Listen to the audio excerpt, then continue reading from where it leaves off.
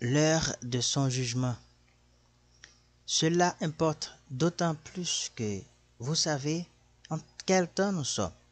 C'est l'heure de vous réveiller enfin du sommeil, car le salut est plus près de nous que lorsque nous avons cru.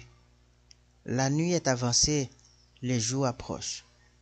Romains 13, versets 11 et 12. Jeudi 4 mai. L'année 1844. Les 490 premières années de la prophétie de 2300 ans ont été désignées spécialement pour la nation juive de l'Antiquité et la venue du Messie. La dernière partie des 2300 ans concerne le peuple de Dieu, tant juif que gentil, ainsi que la purification du sanctuaire céleste, finalement la seconde venue du Christ. Les 490 premières années s'appliquent à la première venue de Jésus et se terminent en l'an 34. Si l'on soustrait 490 de 2300 ans, on obtient 1810 ans. Ces 1810 ans s'appliquent au peuple de Dieu. Si nous commençons en l'an 34 et que nous ajoutons 1810 ans, nous arrivons en 1844. À la lumière de la purification ou de la restauration de la vérité concernant le sanctuaire et le jugement céleste à la fin des temps, Dieu lance son appel final à toute l'humanité dans l'Apocalypse chapitre 14, versets 6 et 7, pour qu'elle réponde à son amour.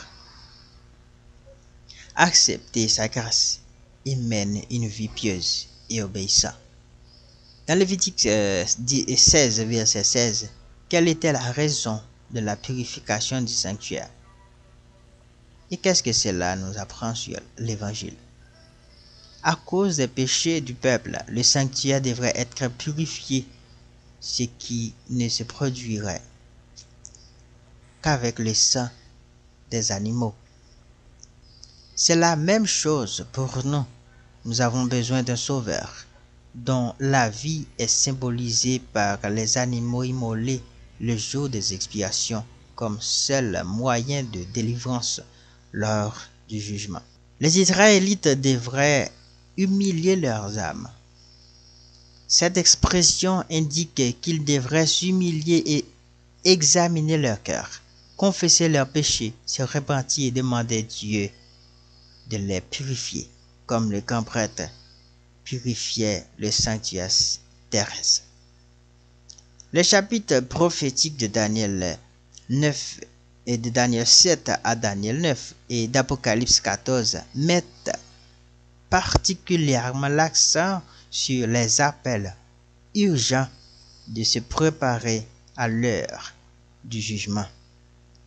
Depuis 1844, nous vivons l'heure du jugement et le message du premier ange d'Apocalypse proclame l'heure de son jugement est venue. Apocalypse 14, verset 7. Comment donc aujourd'hui humilions-nous? Humilions nos âmes, car l'heure de son jugement